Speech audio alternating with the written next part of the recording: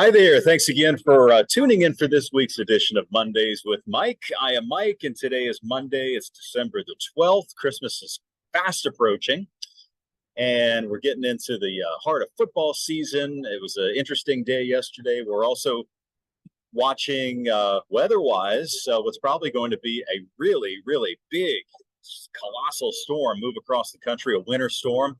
It's already hit California. It's going to slide across the Central Plains and Texas, and then head off toward the East Coast through the week. So go ahead and do what I do and share my screen with you, and we'll talk about what's on the agenda for the day today. So first thing we got going here is the Texans almost had it. That's headline number one, which you probably know about. We have headline number two, huge winter storm and a severe threat. And then we have headline number three, which is a cool lead up to Christmas. So we're going to be talking about how our weather around here in the Houston area, Texas Gulf Coast area is shaping up over the next couple of weeks. Okay, so first things first, yesterday was weird. I have to admit, I don't know, I didn't sit home and watch the whole game. Hopefully you had a chance to. But I was kind of riding around the car and listening to Mark Vandermeer on the Bull 100.3, and it was just an odd thing because I would just check in from time to time, and the Texans are winning. What? The Texans are winning. Texans are winning. It's 23-20. And it really looked like, are we really going to beat the Cowboys? Like this team that's steamrolling everybody, and the Texans, who really have nothing to play for at this point other than trying to get the first pick next year. Are we really going to beat the Cowboys? Was this like a trap game for the Cowboys? Well, anyway, no. Dak Prescott drove them down the field right near the end of the game, and with 41 seconds left, Zeke Elliott scored a touchdown, and now the Texans are 1-11-1, and so that's it. So I don't know. We do not have a very good path for the rest of the year either, as I think we do have to take on Patrick Mahomes and the Chiefs next week. So not looking too good for us. All right, well, let's talk about what is going to be happening across the country here over the next couple of days. So this is one of the big weather headlines, and this is this courtesy of Fox Weather here, this coast-to-coast winter storm. There's already been a lot of really heavy snow. Oops. Thank you. There was very heavy snow that hit the mountains in Northern California, so Sierra Nevada mountains in Northern California, to several feet of snow. And they tend to get dumped on by heavy snow with these Pacific systems out there around Lake Tahoe. And that's what happened. There also were some reports high on the mountains. And I need to go ahead, because I saw this on Twitter, and I should have pulled it up, but there was a wind gust there that was something like 160 miles an hour or something like that. But this was at about 9,000 feet of elevation, which is not unheard of at all. I mean, you get the jet stream will kind of mix down, mid-level jet stream mix down to that elevation. So anyway, this system is going to turn into a big snowstorm in the plains. As you can see here on their foxweather.com website, they're looking for high winds and like whiteout conditions, blizzard conditions in parts of Colorado, Wyoming, Nebraska, the Dakotas. And then attached to that system will be a front. So it's going to create ice and snow and high winds closer to the area of low pressure. You see there, blizzard warnings in effect. But attached to that also will be a cold front. So you'll get all these high winds wrapping around the back side of it. And then eventually, in addition to the snow, you will end up with rain on the south side of it, on the warm side of it. And so they're looking at snow here, as you can see, for the later part of the week for Pennsylvania and for New York, and then even sort of somewhat of a nor'easter forming over there with a coastal low developing. But for us, we're going to tap into sort of the tail end of this system. So let's take a look at that. So this is the GFS, okay, the Global Forecast System output model for this week. So we're looking at tomorrow. I'm going to go ahead and just rock this back and forth here. So what you're looking at here on your screen is obviously the United States, and that big L in the middle, that mess, is this winter storm. So we can go ahead and loop this in time here for the next 48 hours. And you're going to see it move out of the Rockies and then just explode right here. So I have it paused here. This is tomorrow, Tuesday at 6 p.m., where there's going to be, you see all that blue here on the screen. That's going to be the heavy snow and the blowing snow across South Dakota. It looks like could be particularly hard hit. Maybe like 1.5 feet, 2 feet of snow there in South Dakota, and then wrapping around into western parts of Nebraska. And then as far as its effect on our forecast here, I've switched over to a model called the NAM. This is the North American Mesoscale model. This is one of the models that we use for like 12-hour to 72-hour, like, 1 day to 3 day forecasting. And so I'm going to run this through here and show you this line of thunderstorms that it's anticipating moving across Texas. So today, if you're watching it here live with us on Monday, you'll notice here that there's not that much happening today other than the fact that it's cloudy and it's going to be a little bit on the dreary side today. And some places will make it into the 70s today, by the way, too. But today's just sort of the buildup. So all of the moisture will be building into the state of Texas today. Now, on the map, I'm fast forwarding to Tuesday morning, where we start to see that line forming. And if you want to really get fancy, what that's referred to very often is a squall line, or sometimes it'll be called a QLCS, quasi-linear convective system. That's what you need to break out at a party next time. You say, hey, did you see that quasi-linear convective system? Yeah, it was a sight to behold, right? Anyway, that system makes its way. And the way these things work in this type of setup, most of the time, we have two threats. One threat will be before the line comes through, which looks like it's going to be like midday through early afternoon Tuesday. And that's when you can get individual cells forming. And sometimes those individual cells that aren't attached to the squall line can sometimes rotate. And so you get a little bit of a chance for seeing an isolated tornado in that setup. And then as we look ahead in time here, so this is now about 6 p.m. Tuesday. And that's when this line is pretty well developed and moving into the Houston area. So we'll have a chance for seeing some high winds and heavy rain and all of that. But the highest threat here for the severe weather is going to be over into Louisiana. We're talking about Tuesday night into Wednesday morning. We see that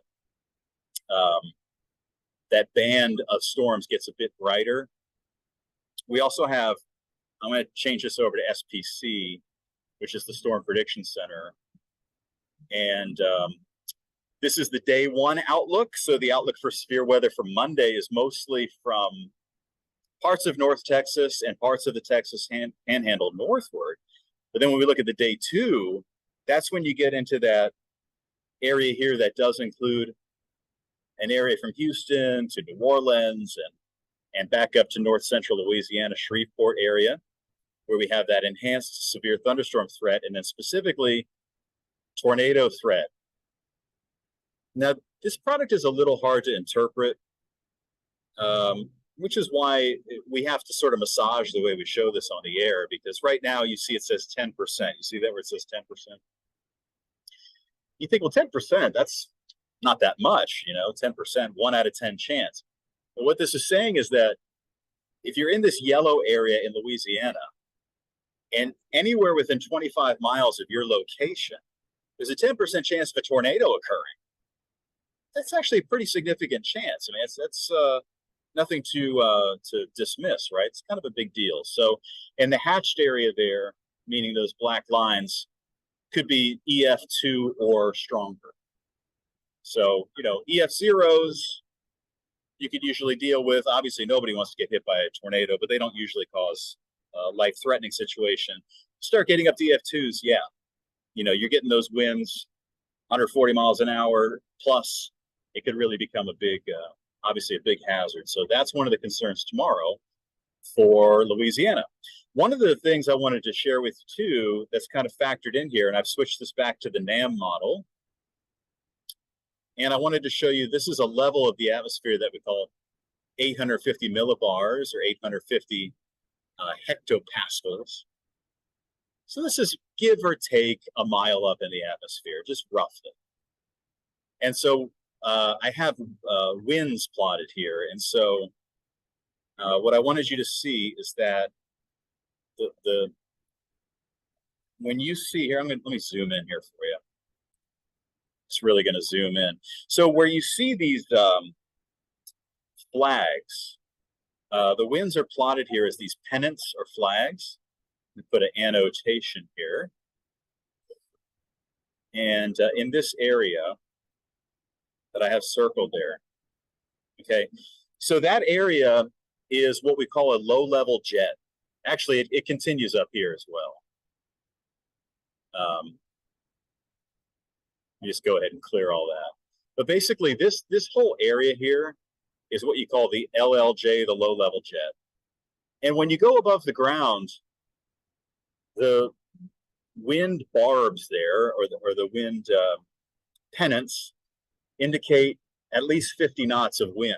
So we're talking about if you were to go, up in a hot air balloon, if you went up that high, you'd be zipping along at like 60 to 70 miles an hour at an elevation of just under 1 mile. And you may think, okay, who cares, right?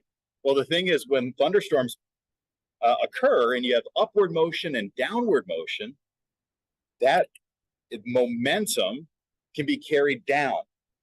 So here you have this air that's moving at 60, 70 miles an hour. That's only about 4,000 or 5,000 feet up in the atmosphere.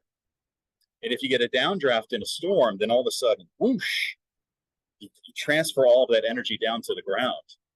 And that can cause straight line wind damage. So when we talk about the severe weather threat, we're not always talking about necessarily tornadoes, although obviously tornadoes are a big concern. We're also talking about straight line wind damage, which could be a problem. I'm joining you out from the atrium, by the way, too. I should have pointed that out to you, which is why you're probably hearing motorcycles and stuff in the background time to time, because 59 is out there.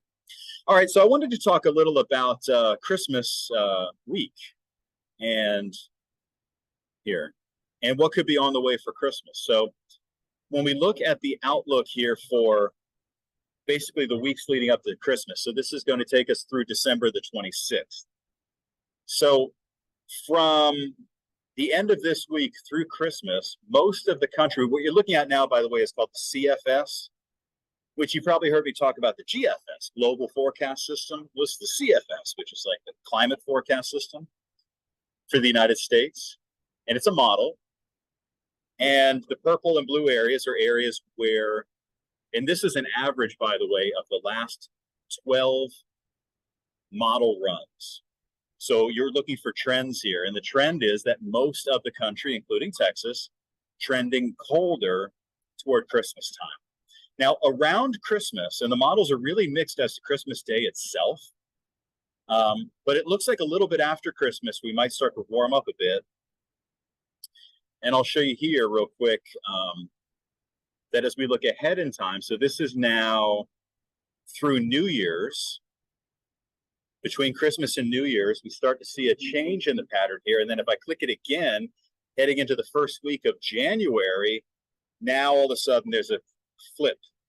There's a total switch, which is interesting because we went through the first half of November warm. Then we went through the second half of November cold. And then we've had the first half of December, for the most part, warm. We're going to flip back to cold for a couple of weeks. And then it looks like we may flip back to warm for the beginning of January. So that's the way things are shaping up as we head toward the remainder of the month. So that's what we've talked about. So the Texans almost had it, close but no cigar. We got a big winter storm that's going to be hitting the Dakotas and Nebraska, among other spots. And then we have a cool lead up to Christmas here locally in the Houston area. Hope you're having a great beginning of the holiday season. Here at Fox 26, we have lots of exciting stuff going on, including the World Cup. And I wanted to let you know that we are going to be showing that two big games here with the World Cup on Tuesday and on Wednesday, including, I know, the Cinderella story is Morocco, who are going to be playing this week. But what I want you to know is not only can you watch the World Cup on Fox 26, but We are hosting a party downtown. So if you've been downtown, Avenida de las Americas, you have the GRB on one side and you have Discovery Green on the other side. Well, right there, right in front of the GRB, Fox 26, and Fox is hosting a watch party. It's free. You can go down there and get Fox 26 swag, go down there and